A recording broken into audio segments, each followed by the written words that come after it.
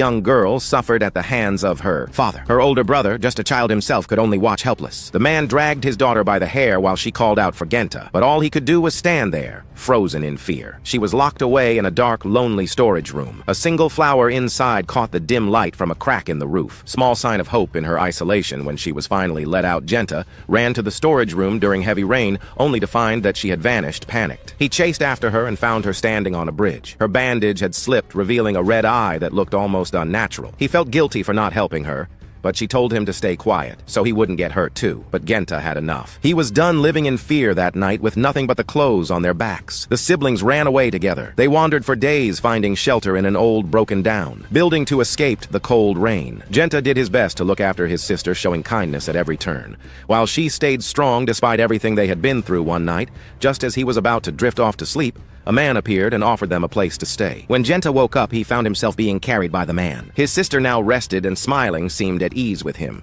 The man helped Genta stand, and together they walked toward a small village. He explained that this place was home to blacksmiths who forged tanna. Soon, they arrived at his house, where his daughter ran up to greet him excitedly. Genta clutched his sister's hand tightly as the girl curiously asked who they were. Her father simply said they were children in need of a home and that they would be part of their family now. Overjoyed, the girl introduced herself as Shirayuki. Genta quickly gave his name. While his sister hesitated shyly before speaking, Shirayuki was eager to befriend them, her warmth almost overwhelming to the siblings, who weren't used to such kindness. That night, as the man cleaned his katana, Genta couldn't sleep watching him. He finally asked if he was a samurai. The man shook his head and explained that he was a sentinel, someone who protects what's important. Genta listened closely, the glint of the blade catching his eye as the first light of dawn appeared. Meanwhile, Shirayuki had woken up early carrying a bucket outside, while Genta stayed inside practicing with a wooden stick.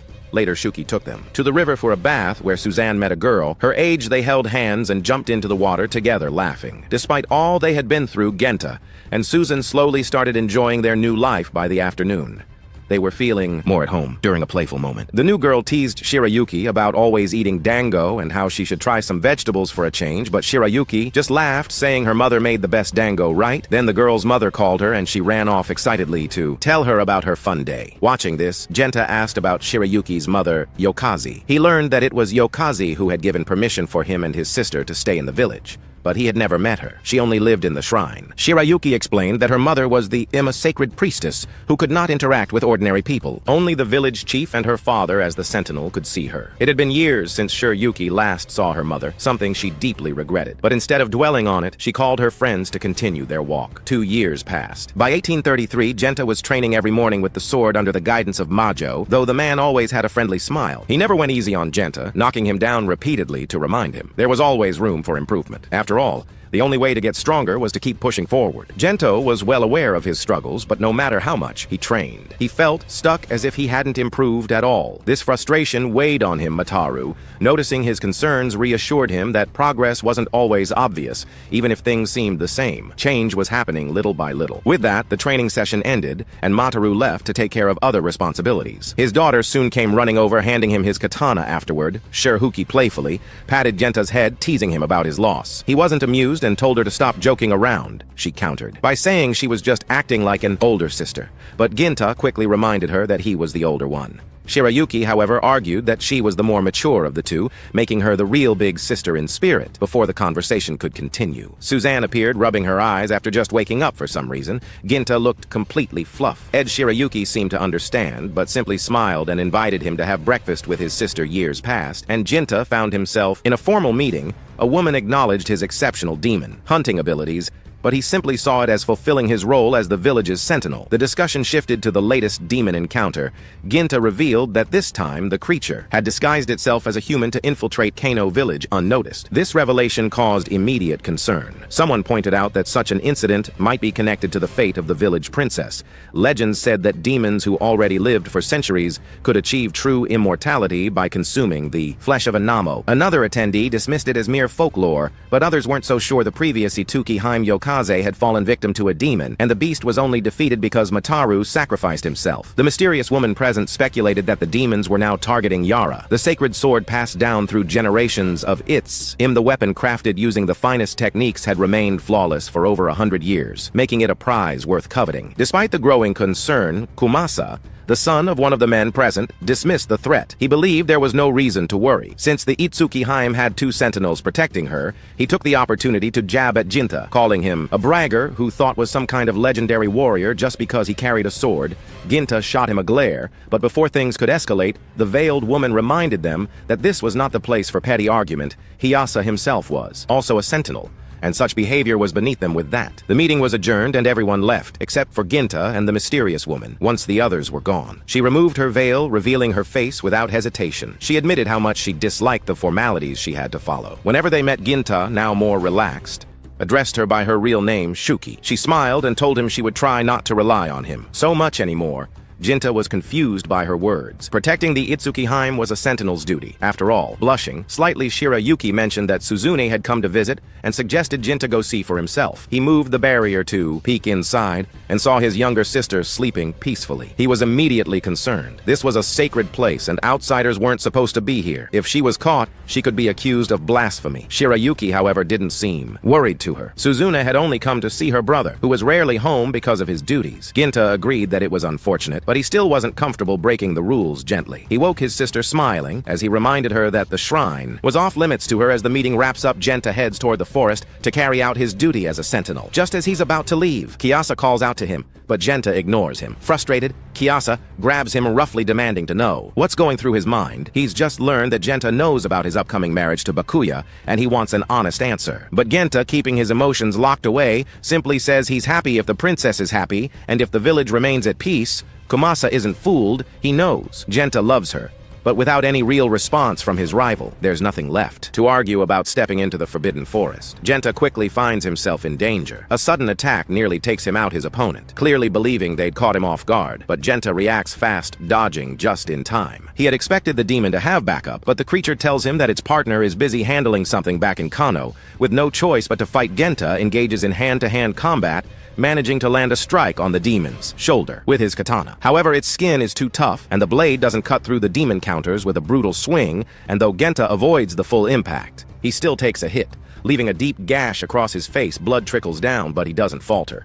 Instead, he uses the opening to throw a powerful kick, creating just enough distance to launch another attack. This time, his blade strikes true, slicing clean through the demon's arm. The creature roars in pain, but remains standing unfazed with only one arm left. It attempts another attack, but Ginta barely manages to evade. The ground is now stained red from the demon's severed limb, yet it simply picks up its lost arm, grinning rather than panicking. The beast seems amused, enjoying the fight as much as it had hoped. The demon takes a moment to reflect, commenting on the difference between humans and demons. While demons can live for centuries, humans only get a short time, but they pass down their skills and dreams, defying time itself. It's something the demon finds intriguing. Then, turning its attention back to Ginta, it wonders why he fights so fiercely. What's his true goal in wielding a sword without hesitation? Ginta makes his stance clear. He fights for his people, for those he swore to protect. Anyone who threatens that will meet the sharp edge of his blade. Meanwhile, back in Kano, trouble is brewing. A demon has entered Susan's home and asks her a strange question. Does she know what she really is? Susan, caught off guard, answers that the creature before her is obviously a demon, but the intruder smirks and reveals something shocking. She too is a demon. The words shake her, but there's no time for an explanation. The demon's gaze shifts to the clothes. Suzune clings to Ginta's clothes. It assumes that her deep love for her brother is what keeps her feeling human, and it's clear that Ginta must be a strong protector to inspire such devotion. Suzune, despite her confusion, feels warmth at the mention of her brother. She eagerly moves closer to the demon, confirming that Ginta means everything to her. But then the creature kneels, speaking in a softer tone. There's someone out there who wants to hurt Ginta. It says if Suzune truly cares for her brother, she should use her hidden power to help him. Suzune asks about the powers the demon mentioned, but instead of explaining, the creature simply tells her to follow along, assuring her that demons never lie. It promises that no harm will come to her, but Suzune isn't convinced. Even if the demon won't hurt her, it could still hurt her brother, and she refuses to take that risk. Seeing her hesitation, the demon touches her forehead, triggering a vision in her mind. Suddenly, Suzune sees something shocking.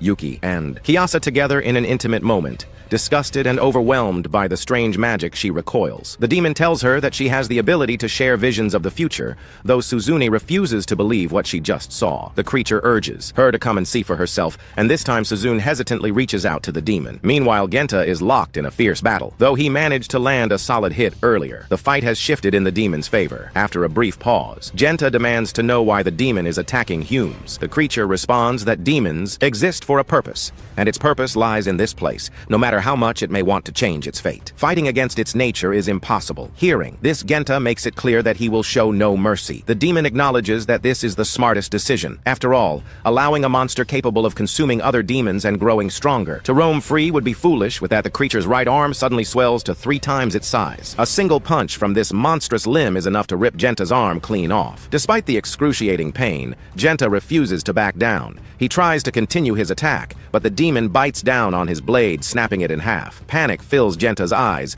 but pure instinct takes over. He snatches the broken blade mid-air and drives it deep into the demon's chest, bringing the beast crashing to the ground, weakened and unable to rise. The demon admits that its mission is complete. It reveals that its companion has the power to see the future and has witnessed something terrifying. 70 years from now, a powerful deity ruling over demons will arrive in Kano. That vision LED them to this village, where they discovered the most promising being of their kind. That is why the demon came here in the first place. Gent's heart sinks as he realizes the demon is talking about his sister. Before he can react, the creature pulls a final trick.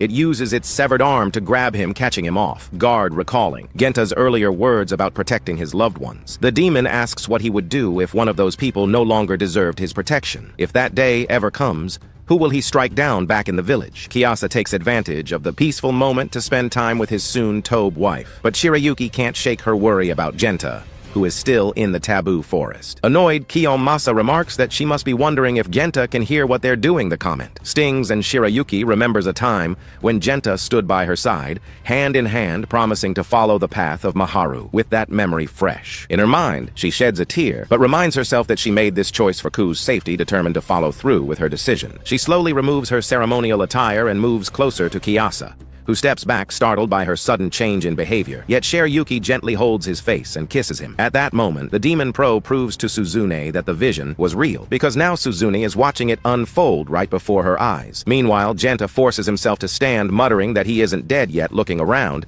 he realizes the demon has vanished without wasting another second. He sprints toward the village, desperate to protect his sister. But as he reaches the outskirts, he sees flames rising in the distance. Kano is burning. Despite the devastation, he pushes forward, knowing he must reach Suzumi before it's too late. Back at the demon's hideout, Suzan demands answers from Shirayuki. She had always believed the princess truly loved her brother. She had done everything she could to keep Genta by her side. So why had things turned out like this? Visions of her brother running through the burning city flashed through Suzuni's mind. The betrayal she just witnessed was the final straw. She had always adored Genta, so much so that she held herself back, never growing up fully, just so she could always be his little sister.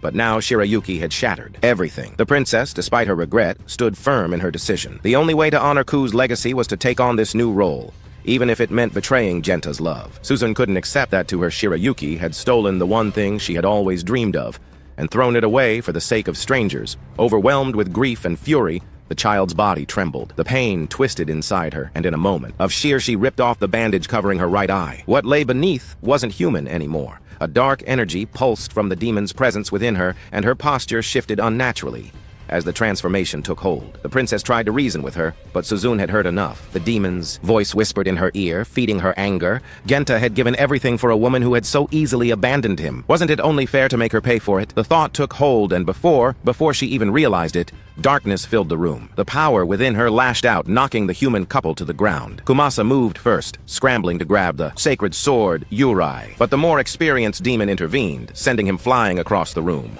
The blade tumbled from his grasp, landing right at Susan's feet. Her mentor's voice echoed in her mind, suggesting that Shirayuki would be honored to die by the sword. Her people had worshipped for generations without hesitation. The demon carried Kiyomasa away, leaving Suzune and the princess alone. A wicked grin spread across Suzu's face as she picked up the blade. This was going to be fun. Genta finally arrived, breathless and desperate. He rushed to Shirayuki, pulling her into a tight embrace, but it was already too late. Just as he held her close, her head separated from her body, Suzune stood before him, holding the severed head in her hands, her eyes gleaming with twisted joy. She welcomed her brother home, delighted to see him again. Genta's mind shattered memories of the woman he had loved flooded his thoughts, playing like a cruel film before his eyes. But his sister wasn't done laughing. She plunged the sacred blade into Shirayuki's body over and over again, each stab a mockery of everything he had fought to protect. Consumed by rage and disbelief, Genta raised his sword and swung at Suzune, but she was too fast, dodging effortlessly. She shifted between the innocent little girl he had always known and the monstrous being she had become. Genta hesitated. Was this truly still his sister? Why had she done this? But Suzune simply tilted her head, confused by his sadness. She had done this for him. Shirayuki had betrayed him, so she had taken care of it. Wasn't that what he wanted? With a bright childlike smile, she suggested they go home now. After all, she had spent so much energy fixing everything for him, but Genta couldn't answer. He could barely breathe. His world had been destroyed, and the sister he once knew was gone forever. Genta couldn't believe what Suzune had done. She turned her back on the people who raised them, the ones who treated them like family. And now, after killing Shirayuki, all she could think about was how tired she was, wanting to go home, like nothing had happened. That's when it hit him. His little sister wasn't there anymore. The Suzune he once knew was gone. The weight of that truth crushed him, and for a moment, madness took over. He swung his blade at her, but even as he did, there was no real conviction behind it. His hands trembled. His mind spiraled. What was he even fighting for anymore? His laugh came out bitter and broken, full of despair. Everything he ever cared about had slipped away, but then, as his arm throbbed with an unnatural energy, a new thought took root: hatred. If nothing else, he still had that hatred for everything and everyone. Swan panicked, scrambling to explain she didn't mean to do anything wrong. She only killed Shirayuki because she thought it was what Genta wanted. He cut her off coldly. She finally understood her brother was leaving her too, just like everyone else. He was supposed to be different. He was supposed to stay if he was really going to abandon her. Then what was the point of anything? She snapped. Power surged through her, wild and uncontrollable. The shrine trembled under the force of her rage as she fired blasts of dark energy in every direction. Then, in a final act of madness, she lunged at Genta, her hand stabbing deep into his stomach. But when she tried to pull away, she couldn't. Genta had done it on purpose, locking his muscles to trap her in place. His grip tightened, and he raised his arm. A memory flickered Susan back when she was just a little girl, pressing her forehead against his, trusting him completely. But this time there was no kindness. His fist came down with all the strength he had, smashing into her without mercy. Then another blow even stronger than the first, but before he could finish it, the demon that had corrupted Suzune stepped in, taking the full impact to protect her. Blood dripped from the creature's lips, yet it still managed to smile. Suzune staggered to her feet, heading toward the exit of the shrine. She turned back one last time. She didn't care about anything anymore. If the world had taken everything from her, then she'd return the favor. She would tear everything down. People, kingdoms, the entire world. And one day she would come back, that she promised. Then she was gone. The demon, even in its dying moments, laughed. Its mission was complete when Genta, still seething, demanded to know why. It answered without hesitation. It had seen the future. The world would change. The light of men would push away the darkness, and demons would fade into mere legends. But now, thanks to Suzune, their existence would never be forgotten. With its final words, the demon crumbled into dust, and, as if mourning the tragedy, the sky opened up and rain began to fall. Over Kano village, Ginta stood there, holding Shirayuki's lifeless body, the weight of failure pressing down on him all those years. All those promises, it had all led to this. His duty as a sentinel had ended, and he had failed as the rain poured, drowning out all other sounds. He let out a cry of pure anguish by dawn.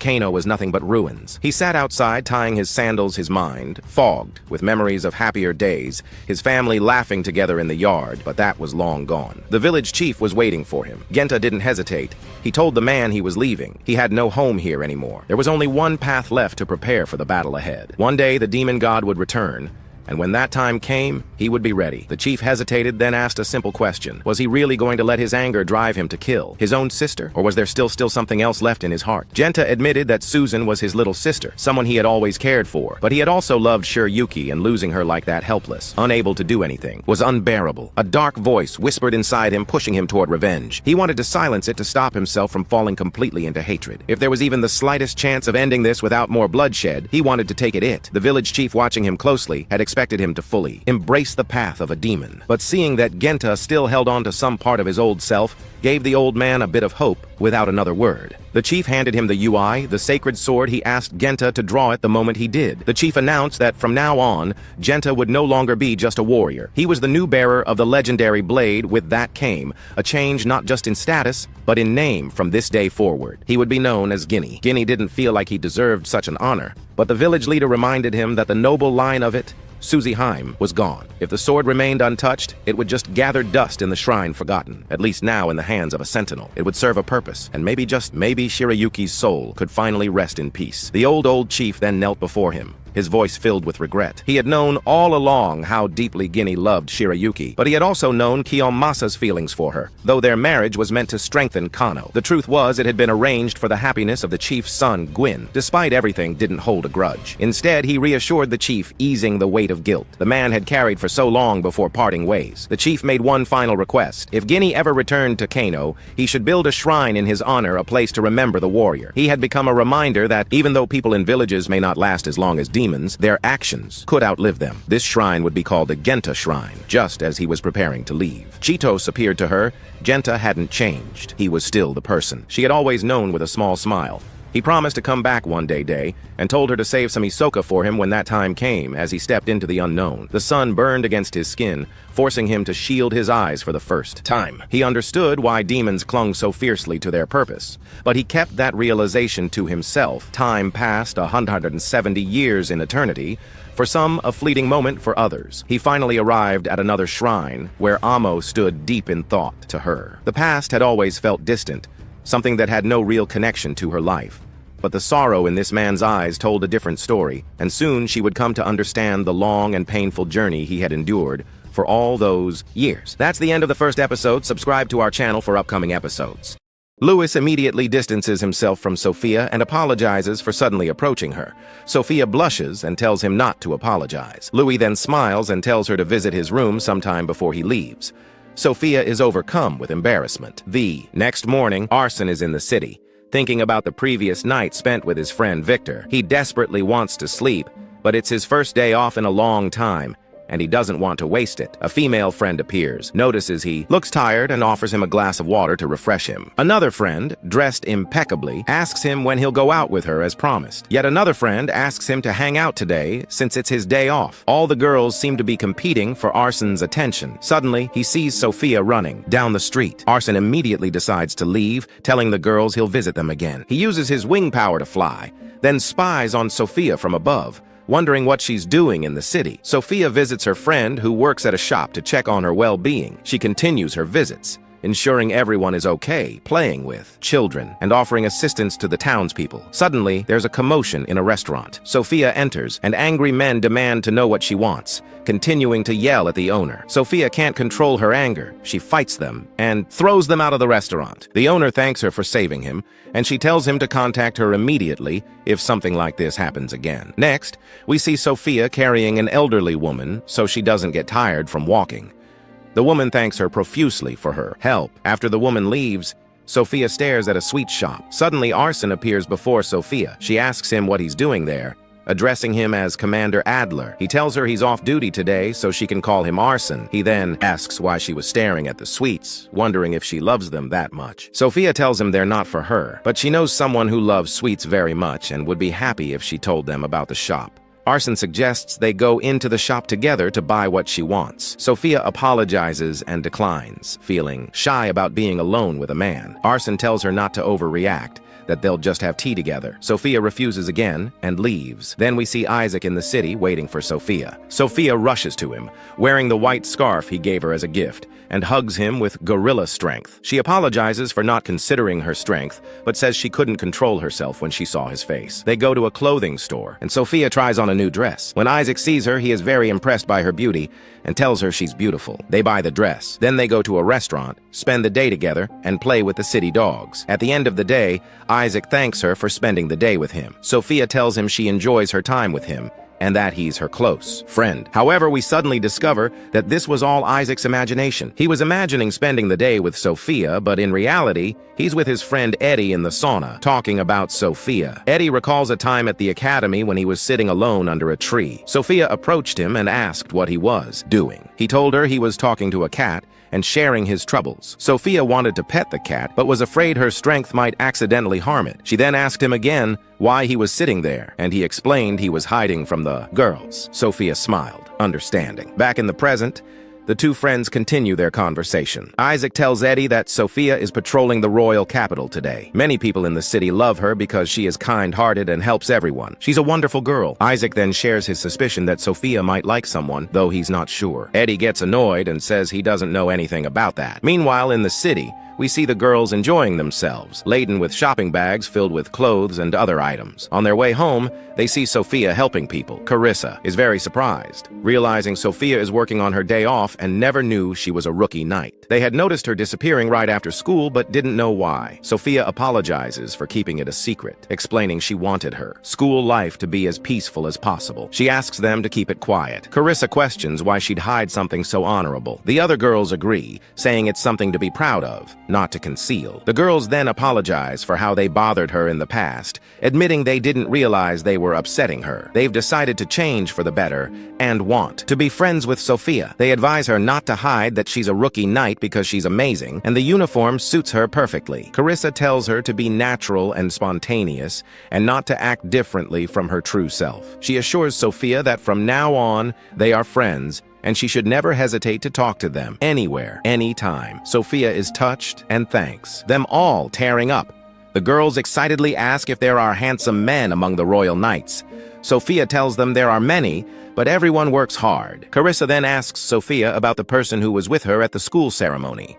Arson. She asks if he's Sophia's close friend. Carissa says she doesn't know him at all, but he spoke to her when she entered the ceremony, and she accompanied him because he was handsome. Carissa then suggests they all go to the shop together to buy a dress for Sophia. All the girls, including Sophia, get excited, and they quickly leave. Thus concludes today's episode of this anime. To watch more episodes, please subscribe to the channel and activate the notification bell to receive all new updates. Our episode kicks off when this strange guy named Rikuto shows up and says, "I'm looking forward to working with you all, but something's off. This guy is supposed to be the new workshop master?" Yulichia talks to herself thinking, "No way! That man can't possibly be the master of the artist's workshop." She quickly calls over to Core. "Hey, go make dinner, now!" Then she tells Sina, "Take care of Akori." But Rikuto, he starts creeping toward Yulichia in a seriously disturbing way, like he's about to assault her or something. She gives him a chilling stare, then BAM! She kicks him, but he's not there? That's when Yulichia realizes it was all an illusion. Finally, she figures it out. It was a trick from Liz, a damn clever one too. Liz tells her, "It's just an illusion. What you saw, it looked like Core when he was 20, right? But he's not actually here." Suddenly, they get a message from Mimiko. She says she'll be arriving in 3 days with results from her investigation into Akori. Fast forward, Mimiko finally arrives. She sits them down and says, "So after analyzing hair and saliva samples that Yuli took from the girl, they're a perfect match for human samples. But we also found traces of a crystal-like magical substance under her nails, specifically spatial teleportation magic, which is supposed to be impossible in humans." She continues, "We've got records of spatial magic being used, but only by monsters and birds, never humans. That's the same type of magic residue we found on her body, which means Akori might be a monster, but then again, she doesn't seem to know what she is. She talks like a human, eats like a human, acts like one too, but she's not human. Frankly, I'm terrified we've got something like her walking around in this workshop." Then Mimiko adds, "I think it's best we place a sealing curse on her, so she can't use that teleportation magic anymore, and keep her in a research lab." At that point, Core snaps, "You're not doing that!" She stares at him. "Why not? Why are you against this?" Core throws a question right back at her. "Are you afraid of me, Mimiko?" She answers, "Of course not." Then he asks, "Is that because you believe I'd never hurt you?" She replies, "You're my friend. I trust you." Core says, "Exactly. Same reason. I trust her." Akori went straight to the Dragon Slayer alone because she was worried he was still asleep. She's got a kind heart. I never felt fear around her, not even once. So no, she's staying with us. I won't let anyone take her away." Yulichia nods. "I'm with you. She saved my life once, you know. And besides, if there's no solid proof she's a monster, then she's not like the others. She's something else. I trust that girl. I feel safe around her." Miku agreed with them, but now it was time to deal with something serious. The dragon hunter who attacked them. When Miku asked where she was, Ko told her, "She's locked up in the storage room, second basement floor." Then Yumiko chimed, "And please, Miku, don't send my dragon hunter to prison, I'm begging you." Miku looked at him and said, "I'm sorry, Ku, but she's a demon, humanity's natural enemy." Cut to Mimiko walking into the room where the dragon hunter is being held. She pulls out a syringe and injects it, waking her up. "Can we talk now?" Mimiko asks. The demon replies coldly, "Warriors only speak when necessary." She tries to use her fire powers, but Mimiko shuts her down. "Don't even try it. The walls are sealed with runes. You can't do anything in here. Then Mimiko leans in. Tell me, do you have any allies outside? The demon stares her down. I'm not answering you. You didn't defeat me. That boy, Ku, did. I'll answer his questions and his alone. So, they bring in Ku, just like she wanted. Ku walks in with a half smile. How you doing, Miss Demon? I'm fine, she replies. But this rope's kinda tight, you know? Oh, sorry about that. Ko shrugs. They told me not to untie you till we finish talking. But if you cooperate, we'll make things more comfortable. She looks at him seriously. Do you know Hildegard? His eyes widen. Yeah, I was actually hoping to see her again. Been wondering where she's at. Ulysses, confused, asks, Who's this girl you're talking about? Ko explains, she was the daughter of a merchant, used to visit our village a lot, had horns. Just like this demon here. I figured maybe they knew each other. The demon asks, Did she wear the griffin crest? Ku thinks back, remembers the symbol on Hildegard's outfit. Yeah, she did. The demon's voice becomes urgent. Ku, please. I want to save Hildegard. How? He asks. Where is she? She's being held under Margrave Tycoon's castle. Everyone is stunned. Ku clenches his fists. That bastard! How could he do something like that? He turns to Ulysses. We have to save her. Ulysses puts a hand on his shoulder. Hold on. We can't just believe her words. She might be playing you. Ulysses wasn't easily fooled. She was sharp. She hits her with a direct question. If you wanted to save Hildegard, then why attack Akuri right away? The demon replies calmly. I was investigating the Margrave's plans. And the Margrave? He was already investigating you all. Then, I saw the girl, the one who teleports out of nowhere. With her powers, she could rescue Hildegard. Ko suddenly understands. She attacked Akuri for her teleportation magic, the one thing that could break into the dungeon under the castle. Ulysses steps in again. Ku, don't let this monster manipulate you. There's no proof she's telling the truth. But the demon says, look at my necklace. They glance at it, and Ulysses' eyes widen. It's Hildegard's pendant. The demon explains, she gave it to me. I used it to cancel her magic spell. She even gave me her voice, her last words. Mimiko speaks up. Then we have to go save Hildegard. But this demon stays locked up. If she escapes, we lose our only shot. The demon nods. My name is Soulflare. Just then, Akuri enters the room ready to talk, but Kao raises a hand. Not now, Akuri. This is really important. Then Kurt starts talking to Mimiko, saying, I know I said I'd save Hildegard, but honestly, I don't even know what to do. The whole thing just feels hopeless. Mimiko looks at him and goes, well, tough luck. But this isn't just your problem anymore. It's everyone's problem now, so leave this part to me. She pulls out a map and continues. These are the blueprints for the Margrave Tycoon's estate. Then she lays down the info. The Margrave's full name is Tanga Kokaluka Tycoon. He's 47 years old. His wife, Farnard, died 10 years ago, shortly after giving birth to their eldest daughter, Famille. And word is, Famille passed away last year from some illness. Mimiko adds, there's one room in the entire estate that only the Margrave himself is allowed to enter. But someone saw him carrying food into that room. Soulfleur jumps in. That room's always been locked. I tried to open it before, but it supposedly got some serious lock on it. Even a pro treasure hunter would take a while to break in. Then Lisa gets an idea. Well, if we can't open it, then let's make him open it for us. We'll create a fake thief. Make it look like someone snuck in using magic to phase through walls and stuff. That way the Margrave will panic and open the door himself. Mimiko nods. But we gotta trick him smartly, no dumb moves. Lisa then suggests the perfect guy to play this phantom thief. Let's get Rikoto. He's the master of the illusionist artist workshop. And guess what? There's a 3-day festival coming up in his city next week. Perfect excuse. We'll visit under the pretense of tourism and meeting the new workshop master. Ulysses asks, okay, but what about Kurt? Isn't it risky to leave him alone in the workshop with a demon girl? Lisa laughs. Nah, we'll bring him along too. We'll tell him it's for market research, you know, to see what sells. Well, in that region, what the people like, how good their goods are, that kind of thing. Then she adds, we'll make our move on the 3rd day of the festival. By then, the soldiers should be totally exhausted. So the first 2 days, just enjoy the festival and study the local market. Scene shift. Now we're with Kurt, his friends, and Rikoto. Rikoto notices Akori's with them and says, didn't expect you here. Kurt explains, yeah, I asked her to keep an eye on the workshop along with Sakura, but she insisted on coming to help rescue Hildegard. Rikoto chuckles and says, don't worry, I won't let anything happen. As a member of the royal family, I can't just stand by while a woman gets kidnapped. Everyone's jaw drops. Kurt stares at him. Wait, you're royalty? Rikoto calmly nods. Yup, but keep it a secret, okay? Soon, they all arrive at the inn they'll be staying in. Rikoto says he's heading out. He's got to prepare for the festival greetings and stuff. Then Ulysses also excuses herself, saying she has to dig into the whole Margrave Tycoon situation. She tells Kurt, watch over Lisa and Akori for me. Tomorrow, all right? Kurt offers to go with her, but Lisa shuts it down. Nope, you're coming with me to the festival. Market research is serious business. Then she grins. Besides, You gotta stay and look after Akari too. She's here to have fun at the festival. Kurt agrees. He doesn't want Akari to go through the same painful experience he once did. He promises he'll do his best to make sure she enjoys herself. The next morning, the festival kicks off, and everyone's in a great mood. We see Kurt and Akari at the festival.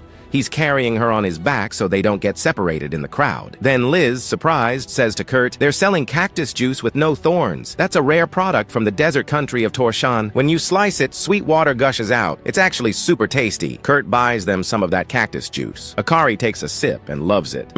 It's so good," she says, then hands it to Kurt so he can taste it too.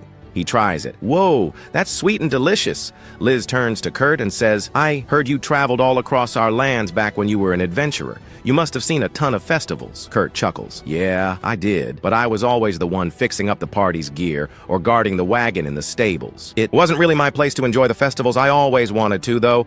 Liz smiles. "Well then, today the three of us will enjoy it together. We'll make up for all the fun you missed." We see them playing games, buying trinkets, just genuinely having a blast. Akari is so happy being with them. Later on, Liz says, "Let's get away from the noise and find a quiet spot. There's a beautiful park that runs along the moat by the castle. They even set up a confession stage there. I'm sure Kurt's feeling great right now. The world probably looks so bright in his eyes. When he turns around, I want him to see that I've always been right there in that light with him." She heads over to Kurt, but finds him standing sadly, looking toward the Margrave Tycoon's castle. "How could I forget?" he mutters. "You can see it from here." Liz asks, "Are you worried about Hildegard?" Kurt replies, "No, everyone promised we'd save her. I need to trust them instead of worrying, but the fact that I can't do anything myself, it hurts." Liz tells him, "You broke the curse that was holding me down. You built an amazing workshop, and everyone loves the food you cook. That's only because I just happened to be there when it was needed." He says quietly, "That's not true," Liz thinks to herself, but telling him that won't reach the depths of his heart. "There's only one thing I can do." She steps closer. "I'm grateful to you, Kurt. I'm not alone anymore. And I know Ricardo said it's his duty as a royal to save Hildegard, but that's not why this matters. We all love you, and we want to help you. That's why we're going to save Hildegard. We're with you." Kurt, moved, says, "I love you all too. That's the reason I always want to be useful, for everyone's sake." Liz smiles. "That's what love is. People helping each other. Let's all work together and do what each of us can do." Liz thinks to herself, "This was supposed to be my big moment to confess. I guess things didn't go how I imagined, but when I saw Kurt's genuine smile, that was enough for me today." And that wraps up today's episode. If you enjoyed the video, don't forget to like, subscribe, and hit that notification bell so you never miss what's coming next. See you in the next episode. A few days go by, and after training is over, approaches Barl because she has something to tell him. He needs to get some new clothes. A delegation from the Kingdom of Spee will be here arriving in a few days, and the Knight's Order has been asked to guard the officials from Sven while the delegation takes place. Barl assumes the leaders of the Church of Sven will be coming, and he is worried that he might have to deal with more people like Rivios. But Hemlitz tells him that delegations are usually handled by high-ranking politicians and the royal families of both nations. With that said, Alucia has been thinking about having Burl meet the royal families of both countries. Kiuni and Hemlitz think it's a great idea since Burl will become known across multiple nations, but Barl thinks meeting the royal family is a bit above his pay grade. However, Alucia reminds him that he is a special instructor who was hired with the royal family seal of approval, so you have to meet them sooner or later. And if he's going to be meeting royalty, his usual outfit just isn't going to cut it. Hamlets adds that members of the Knight's Order are allowed to wear either their armor or their ceremonial uniform. But since Barl isn't a member of the Order, he needs to find some appropriate clothing for the occasion. Barl understands the point they are making, so he says he can go shopping for some formal attire when he has time, but Alucia refuses to let him go alone. Part of the reason she even suggested this is because she hasn't had a chance to go on a date with Barl yet, so she makes up an excuse about Barl being unfamiliar with the clothing shops of the capital, so it is very important that she goes with him. Barl says he is fine with her coming with him, and Alucia is glad she finally gets to spend some time with Barl, so she tells him to meet her tomorrow afternoon. But in the meantime, she has some work that she needs to attend to. As Alucia walks off, Karuni asks Hemblitz if he noticed that Alucia was being really aggressive about going clothes shopping with Barl. Hemblitz assumes she just cares a lot about Barl's image since he is her master, but Karuni thinks it's a lot deeper than that. Later that day, Barl returns home and Moy tells him a package was delivered earlier today. Barl reads the note on the front, and it's a thank you message from Ibroy. He wanted to give Barl a gift to show his appreciation for Barl's help, so he sent over a bunch of clothes for Moy. Moy doesn't think all these frilly outfits would suit her, But Barl says there are bound to be some good dresses in here, so she can just pick out the ones she likes later. For now, it's time for them to have dinner. So they both sit down and begin eating. While they are having dinner, Barl tells Mui that he's going to be guarding some important people at work soon, and he needs to get some proper clothes, so he's going shopping with Alucia tomorrow afternoon. Mui recalls meeting Alucia being the silver-haired girl. So when Barl asks her if she would like to join him and Alucia on the shopping trip, Mui tells him no. It doesn't take a genius to realize that Alucia wants this to be a date, and Mui doesn't want to get involved. The next day, Barl meets with Alucia as planned, but this is the first time he has ever seen Alucia in her normal clothes, so he's a bit stunned by how nice she looks. Alucia thanks him for the compliment, and she's glad that Barl noticed her outfit, but they really need to get going. As the two of them leave, Kiruni and Hemlitz pop out from around the corner. Kiruni knows the store that Lucia is going to take Barl to, so she has already mapped out a route so she and Hemblelets can spy on them without getting caught. Hemlitz calls her shameless for invading Barl and Alucia's privacy like this, but she points out that he is just as guilty as she is because he came with her. Alucia leaves him to one of her favorite clothing stores, but is a little uncomfortable because he doesn't fit in with the high-ass aura of the store. As Alucia enters, the manager greets her by name and asks if there's anything he can do for her. Alucia tells him she just wants to look around. So the manager tells her she's free to do so, and if there's anything she likes, he will be right here to assist.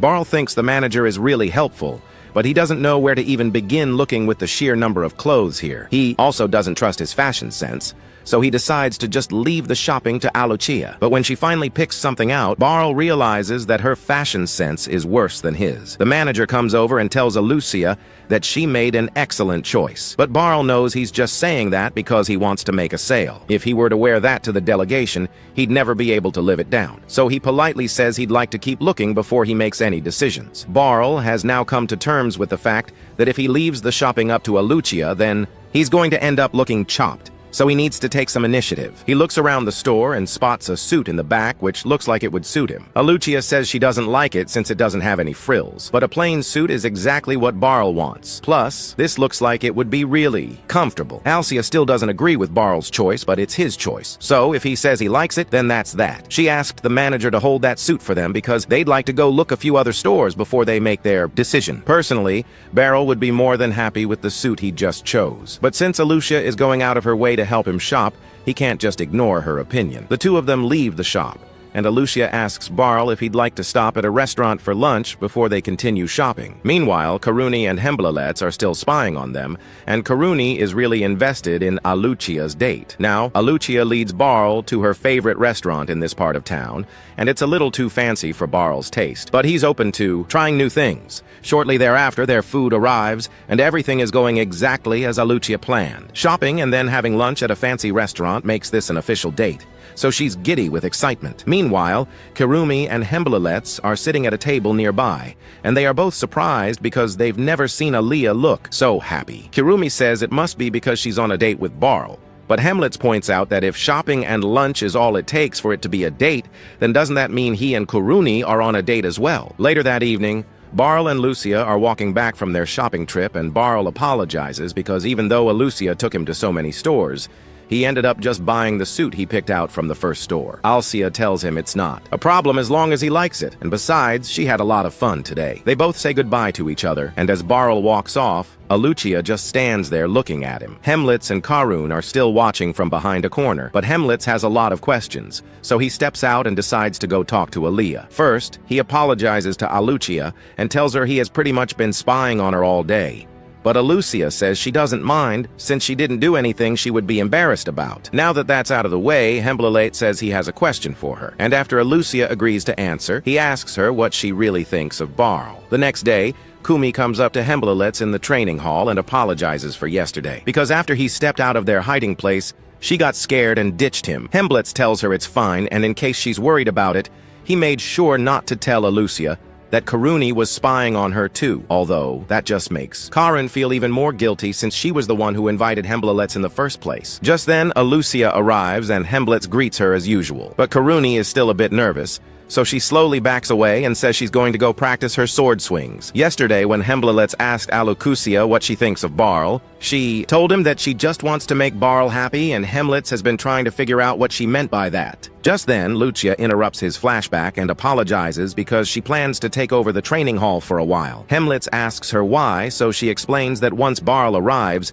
she plans to challenge him to a match. Hemlets is surprised to hear this, but Alucia rationalizes her decision by claiming it will boost everyone's trust in Barl if they see him go toe-to-toe against the Knight Commander. Hemblitz agrees, since even if he loses, doing well against Alucia would be undeniable proof that Barl is a qualified instructor. But Hemlitz asks her if that's really the only reason she wants to have a match against him. Alucia admits that if she wins, she is planning to confess one of her desires to Barl, but that's all she's willing to say. So she excuses herself so she can get ready. Once Alucia is gone, Karuni comes back up to Hemblitz and asks what he and Alucia were talking about. Hemblitz informs her that Alucia is planning to challenge Barl to a match when he shows up, and if she wins, she says she's going to confess. Her desires to Barl Karuna freaks out because that can only mean that Alucia is going to tell Barl she loves him. And now that she thinks about it, it makes a lot of sense since she was having so much fun yesterday. Both of them think Aaliyah is beautiful and has a great personality. So many guys would be lucky to have her confess to them, but there is no telling how this will play out. A little while later, Barl arrives, and as soon as he sets foot in the hall, Lucia walks up to him. Barl is surprised to see her since she is usually busy with other tasks around this time of day. So he asks if she's here to get a little extra practice in. Alcia confirms this and tells Barl that she'd like to have a match with him, but that really isn't what he was expecting to hear. Alcia says she wants to get some live combat training before the delegation arrives, and when she puts it like that, Barl sees no reason to refuse. So he agrees to the match. They both get some practice swords and take their positions. But given the fact that Alucia is the knight captain, Barl doesn't think he stands much of a chance here. But it's just to help Alucia practice, so he's fine with the odds stacked against him. Before the match begins, Alucia tells Barl that people often call her lightning because of how quick her attacks are, so he had better be prepared. And as soon as the match begins, she demonstrates just how fast she is. Burrell was able to block her initial strike, which is pretty impressive since most people can barely react to her speed, but it still made him nervous because he has never had to fight someone with Alucia's speed before. Lucia follows up with a series of slashes, but Barl is able to parry each one and stand his ground. He is starting to notice a few things here, like the fact that Lucia must have been training like crazy on top of her commander duties, and her usual tells before an attack aren't there anymore. Barl can't keep parrying her at this rate, so he decides to go on the offensive. But Alucia is able to keep pace with him and starts pushing Barl back. He is going to need to focus on every tiny movement makes if he's going to find an opening. As she lunges at him again, Barl finally spots a flaw in Alucia's knee movement, so he is able to tell when she's about to attack and parry it. But with her speed, it still isn't easy to keep up with her. Plus, Lucia's observations are so keen that he can't land a single hit on her. Barl is now certain that there's no way he can beat Alucia in a fair fight, but there's no rule saying he needs to play fair. After Alucia lunges at him again, she finds an opening on Barl's side, so she repositions herself to take advantage of it. But before her strike could land, Barl grabs her coattails and throws her to the ground.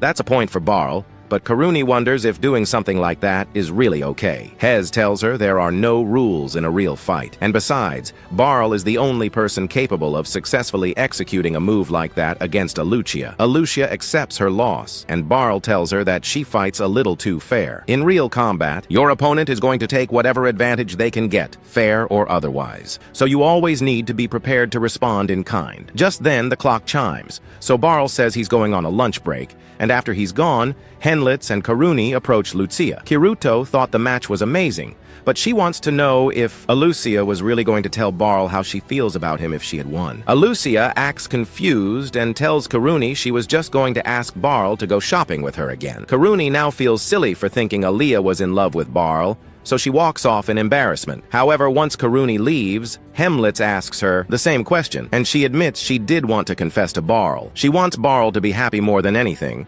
and it would be great if she could be the one to make him happy. But she's also fine with it being someone else if things don't work out for her. Later that night, Barl is back home, and he is telling Mui all about his match with Alucia and how he could barely hold on. He admits that it felt great to have his student trying so hard in a fight against him. But from the sound of it, Mui thinks it was more than just a match to her. Mui is about to tell Barl that it sounds like Alucia is in love with him, but he cuts her off mid-sentence. He knows what she was about to say, but he'd rather not hear it because Alucia Lucia is his student, and there's a huge age gap between them. This was the end of episode 8. Subscribe to not miss the next. Our episode today kicks off with Yuke finally arriving at the kingdom of Salmataria. But things weren't anything like what they expected. There were tons of people waiting at the gates, and not the friendly kind. They looked more like thugs, mercenaries, or bounty hunters. Something shady was going on. Question of the day, folks. Who are these people, and what do they want? Drop your theories in the comments below. Yuck looks around nervously, and the guild master leans in, whispering, "Yuck, these guys don't look like the reinforcements Prince Mastoma was supposed to send. They're probably bandits. But what's really freaking me out is how they knew when we'd arrive. This wasn't a coincidence. Somebody set us up. Luckily, the ship had already docked far enough away, so they were out of danger. The team launched a full-on attack, took the bad guys down hard, tied them up, and waited. A few hours later, Prince Mastoma finally shows up. He's out of breath and clearly been through something. "Sorry I'm late, guys. The bridge on our route was completely destroyed. We had to take a huge detour." Yuck respectfully salutes him, but the prince waves it off and says, "Come on, Yuck, drop the formalities. I want to talk to you as equals." Yuck, still stiff as a board, replies, "I can't do that, Your Highness." The prince laughs. "Dude, what? No, seriously, get up. We're all humans here. We all come from the dirt. We all do our business in the bathroom. Now stand up already." He pulls Yuck up by the arm. "I just want to thank you for everything you've done for us. I mean it. Welcome to Salmataria." Yuck, still confused, asks, "But who were those guys? Back there?" Mastoma's face turns serious. "I think my older brother sent them. We're not exactly on good terms. We're both in line for the throne, and let's just say he's not the kind to play fair. Especially Rafuma. He's just a year older than me, and he's already tried to kill me once. Can you believe that? A brother trying to murder his own brother just for a shot at the crown? This world's cold, man. Straight up bone-chilling." The prince turns to his guards. "Take those men back to the city. Interrogate them, but treat them well." Then he turns to Yuck again. "Be careful, all right? You and your crew. This isn't over." And then with a teasing smile, "Also, dude, what's with the stiff act? Lighten up a little. Relax. You're acting like I'm gonna bite." Suddenly, the princess walks up. "Yuck! My husband wants to be friends with you, you know? Not just commander to soldier vibes." She winks. "Here's a tip, babe. If you want him to chill around you, you gotta start by talking to him like a regular guy. Casual talk. Hashed friendship." Mastoma nods and turns back to Yuck. "All right. From now on, just call me Mastoma. No titles, no Your Highness. Deal?" Yuck gulps. Okay, Mr. Mastoma, I'll try." Mastoma sighs, annoyed. "Bro, no, not Mister. Just Mastoma. You gotta man up, my dude." Yuck lets out a deep breath. "All right then, Mastoma, Mastoma. Lights up like a kid on Christmas. Yes, finally!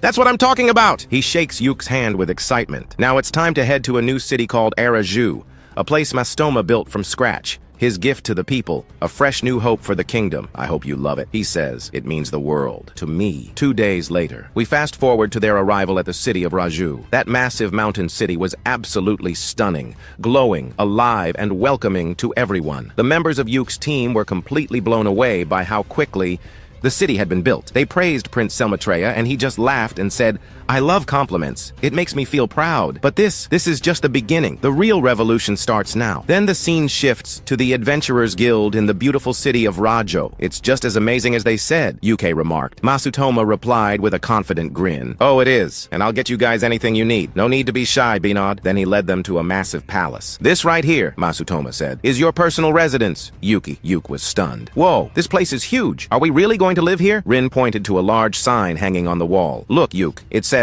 Adventure Ambassador, Count Demas Yuke Vildo." Yuke turned to Masutoma, clearly moved. "This is incredible, sir. Thank you from the bottom of my heart." Masutoma smiled. "It's the least you deserve, Yuke." Soon they brought in their belongings, and later that evening, we see Yuke sitting peacefully with Silk, pouring her a cup of delicious tea. They chatted about the city and how they were planning to explore the market the next day to see what kind of stuff they sell. But Yuke mentioned, Masutoma said if we just hand him a list, he'll make sure we get everything we need delivered right to our door. Like full-on delivery service. Then he added something important. "But before anything, we really need to understand the nature of the land, the monsters living out there, and scout the road that leads to Demas." He then asked Silk about the other girls. She replied, "They're exhausted. They all went to bed. Everyone's asleep now." They both looked up at the stars, admiring the beauty of the sky and the planet. "This is the creation of God," one of them said.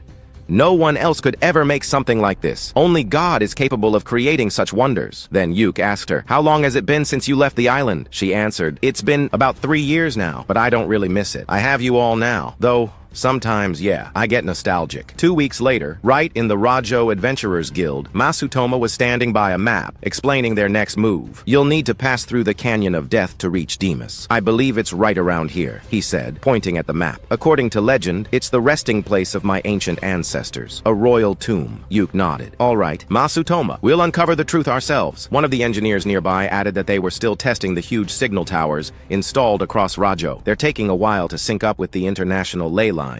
They haven't started transmitting yet. As for Benod, he told them, I'm busy preparing for operations, running background checks on the citizens of Salmutria who've applied to become trainee adventurers. Yuk, I need Jimmy to help me. I'm short on manpower and she's been working in the guild for over 6 months, so she knows the drill. And since you're the leader of Clover, I wanted to get your approval. That's only fair, right? Jimmy responded. It's fine. I'll go with you and cover for Mamar. Binod thanked her sincerely, but then Ron grabbed his shirt and said, what about me? Binod gently told her to stay behind. For him, he might need her later, and honestly, he was just worried about her. Please, he said.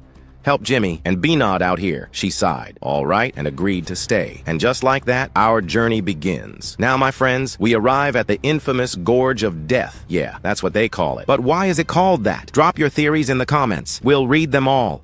This place is crawling with monsters. It's blazing hot, and there's 0 safe zones. It's seriously dangerous. Exactly why they call it the Gorge of Death. So, please everyone, stay alert. We don't know how this ends. It might even be the end for us. I just hope we can make it back home in one piece. I really miss my homeland. There are earthquakes, volcanoes, even venomous snakes whose bite can kill instantly. Then suddenly, Yuk's curse mark starts to react. I feel something really strange, he says. Reem, eyes wide, replies, What if the seal on Demas is already gone? What happens then? Yuk answers, first thing, we report it to Prince Mastoma. We don't even know if the flood could be triggered here. We need to stay calm and investigate. We're still in the evaluation phase. That means time for Plan B. He says with a nod. Selik and Rini get excited.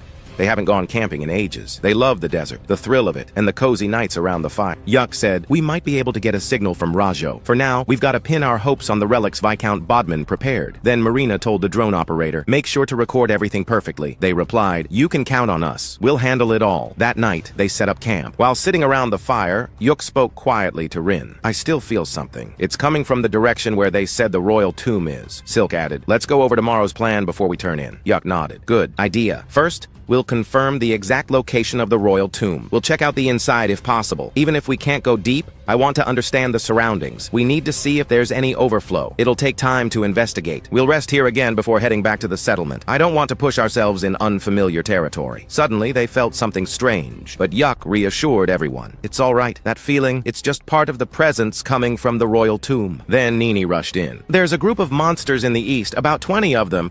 It's a mix. Yuk's face turned serious. That's bad. Normally, the monsters escaping from Demas come in overflow waves of the same type. We can't confirm that yet. He turned to Silk. Do you think we can make it back to Rajo before dawn? Silk replied, yes. It's risky, but it should be possible. Yuk took a breath. All right. We'll have to push ourselves, but we're heading straight back to Rajo. Tell Bibalon to prepare for any sudden attacks. He then turned to Rin. Use detection magic. We still don't know what kind of monsters come out at night. If we run into them, we'll be fighting blind. To Marina, he said, you'll cover the rear. I'll restore our energy now. Yuk cast a physical enhancement spell on the group, and they moved out together. Not long after, they spotted 2 giant lizards in front of them, and without hesitation, they unleashed their powers and took them down instantly. Silk turned to Yuk. I noticed something when night fell. This ravine. It's being affected by the Demas transformation. This might be the beginning of Demas spreading or growing. Yuk looked concerned. I don't know for sure, but if that's true, it could affect all of Salmataria if we're not careful. Soon, they reached a dam. Rin used her powers to open a path, and they made a quick escape before the monsters could attack. Yuk thanked her. You saved us, Rin replied calmly. There are still shortcuts ahead. Just trust me. They continue on their path and soon encounter 3 monsters ahead. Marina, Silk, and Yuk charge in and defeat them with a single strike. Finally, they arrive at the palace. Yuk addresses the prince. This concludes our report. The prince responds, this is absolute chaos. Then Budman speaks up. We reviewed the footage you recorded. Given the number and variety of monsters you encountered on your way back, this definitely looks like the beginning of a spread. The prince then turns to the guildmaster and asks, how do you handle situations like this in your country? Pinewood replies, on this scale, We would select several adventurer teams to carry out missions aimed at reducing the number of monsters and investigating the cause of the outbreak. Budman adds, we've also considered sending out the military and knights, but Salmataria has neither. Pinewood says, even with your permission and enough funding, adventurers are still human. Moving large numbers of them across national borders could cause political issues. The prince responds, I will request permission from my son. Yuck steps in. You're the only one who knows about the royal tomb. If you reveal this mission, your brothers who are competing for the throne won't object. The prince answers, I don't care about my position. What matters to me is protecting my country and my people. And from the look on your face, Yuck, I can tell the situation is extremely serious. That's why I'm officially requesting the dispatch of adventurers from Wilmere. I'll take full responsibility. He then bows his head in apology and says, please help me. They all respond, don't worry, Your Highness. Take it easy. You shouldn't have to bear all this alone. One of them adds, if a king can't protect his people and his land, then he isn't really a king. Being king isn't about words, it's about action. And if bowing your head is what it takes, so be it. We're all human after all, and we're in this together. Then Yuck steps forward and says with a smile, all right, Mastoma, we'll give it everything we've got. I promise you that. And with that, our episode ends.